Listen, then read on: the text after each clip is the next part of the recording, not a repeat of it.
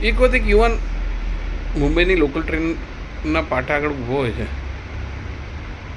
અને વિચારે છે કે જીવનમાં બધું જ સર્વસ્વ લૂંટાઈ ગયું. જેની જોડે સગાઈ થઈ હતી એ જતી રહી, મિત્રએ દગો કર્યો વેપારમાં, બધું જ પૂરું થઈ ગયું. મરવા માટે ટ્રેક ઉપર જ્યારે પગ મૂકે છે ને ત્યારે પાછળથી એક વ્યક્તિ એનો હાથ પકડે છે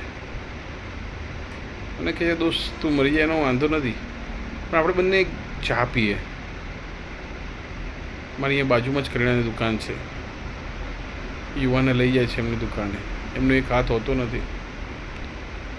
યુવાન કે મને જવા દો, કે મારું મગજ અત્યારે ઠેકાણે નથી, મરવું એ જ મારા માટે અત્યારે સૌથી મહત્ત્વની વસ્તુ છે.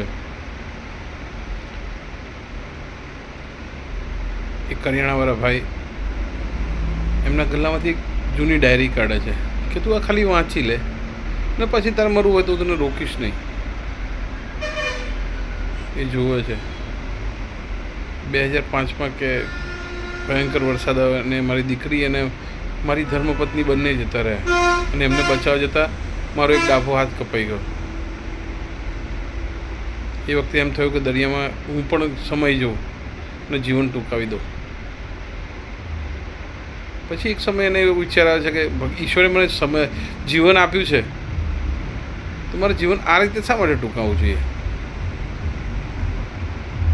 પછી એમને કરિયાણાની દુકાન કરીને તૂટેલા ભાગેલા લોકોને વધારે સારી રીતે સહારો આપતા થયા.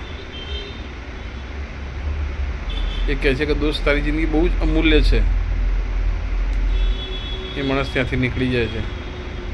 સમય વીતે મોટો ઉદ્યોગપતિ થાય છે, પણ દર મહિને એ માણસ એમના ત્યાં ચા પીવા તો જાય જ છે કે તમારી એક ચાય મારી જિંદગી એટલી સરસ રીતે બદલી નાખીને કે કદાચ એ વખતે તમે ના મળ્યા હોત તો આ દુનિયામાં જ ના હોત.